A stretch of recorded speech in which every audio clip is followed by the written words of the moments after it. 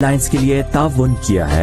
मैं अपना रास्ता खुद चुनती हूँ और इसके लिए all I need is confidence, जो देता है सिर्फ fresh and Joy purifying Neem face wash. इसके एक्टिव नीम एक्सट्रैक्ट दे मुझे spotless and healthy skin. With fresh skin enjoy life का हर दिन। Available in 4।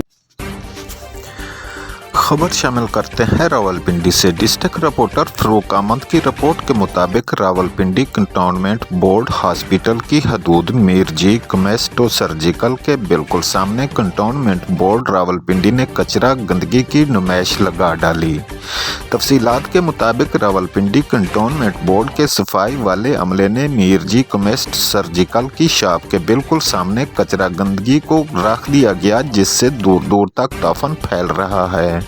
जबकि नामुल बदल के तौर पर एक खाली प्लाट भी मौजूद है, लेकिन वहां कचरा गंदगी रखने के बजाय मीरजी कमेस्ट के सामने रख दी गई है।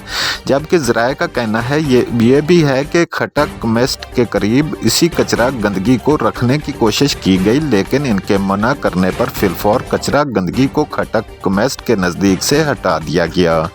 एक सवाल के जवाब पर मीरजी कमेस्ट के मालिक यसरे मीर ने कहा कि जबकि मैंने इस कचरा गंदगी की शिकायत कंटोनमेंट बोर्ड रावलपिंडी के ऑफिस के मुतलका डिपार्टमेंट से भी की, लेकिन मेरी सुनवाई ना हो सकी। हम अरबाब अख्तियार से और CEO कंटोनमेंट बोर्ड और मुतलका अथॉरिटी से मुतालबा करते हैं कि इस गंदगी के ढेर को फिलफौर मेडिकल स्टोरों के सामने से हटाया जाए, क्योंकि इस मेडिकल स्टोरों की SOP मुतासिर हो रही है, क्योंकि हॉस्पिटल मेडिकल स्टोर गंदगी के ढेर एक दूसरे के मुतजाद हैं।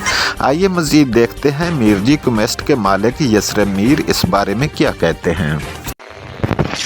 बिस्मिल्लाहिर्रहमानिर्रहीम। इस वक्त हम इस वक्त मौजूद है सदर कंटोनमेंट बोर्ड रावलपिंडी के एरिए में, कंटोनमेंट हॉस्पिटल की हदूद में, जहाँ पे मीर जी कमिस्ट के बिल्कुल सामने अगर आप देख सकते तो मैंने आपको दिखाया है कि दो कचरा कुंडी पड़ी जो इंतहाई ताफुन का बायस बन रही हैं, बजाय इसके कि इसको वो वहाँ पे खाली प्लॉट में रखते, बल्कि इन्होंने यहाँ पर आके रखते हैं इन बिल्कुल मीर जी केमिस्ट के सामने। आइए हम इनसे बात करते हैं।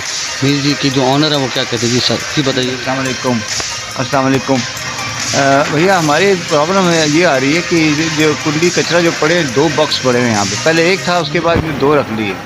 अब वो जब फुल हो जाते हैं उसके बाद कचरा सारा बाहर लोग फेंके जाते हैं, और वो उसमें ये होता है कि दिन के वक्त तो रात के जो कबाड़ी आते हैं वो उठा के अपना सामान ले जाते हैं, और बाकी जो आते हैं जो अपना दिन में कब्बे वगैरह आके सारा वो यहाँ पे गंद ही गंद पड़ा है, तो स्मेल आती है। जब इनकी बड़ी गाड़ी आती है सुबह उठाने के लिए, तो उसके बाद फिर ये कहते हैं जी उठा लेते हैं। मैंने उसको बुलाया भी गाड़ी वाले को, मेरे पास पिक्चर भी मौजूद है उसकी।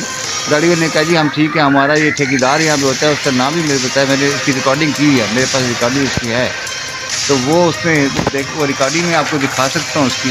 फिर मैं इनके ऑफिस में गया हूँ, कंट्रोल बोर्ड के सैनिटरी इनका डिपार्टमेंट है, डिपार्टमेंट में गया हूँ, उनको मैंने रिक्वेस्ट की, मैंने कहा जी इस तरह ये कचरा पड़ा होता है और स्मेल आती है बड़ी, तो इसको यहाँ से हटा लें।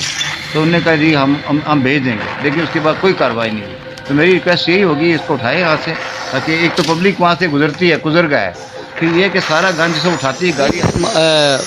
ये मुझे बताएं कि आपके इसके सामने क्यों रखा है उन्होंने, आपके कहने के बावजूद, जबकि आपने एप्लीकेशन दे क्या आपको आपकी कंप्लेन की सज़ा तो नहीं दे रहे कंटोनमेंट वाले?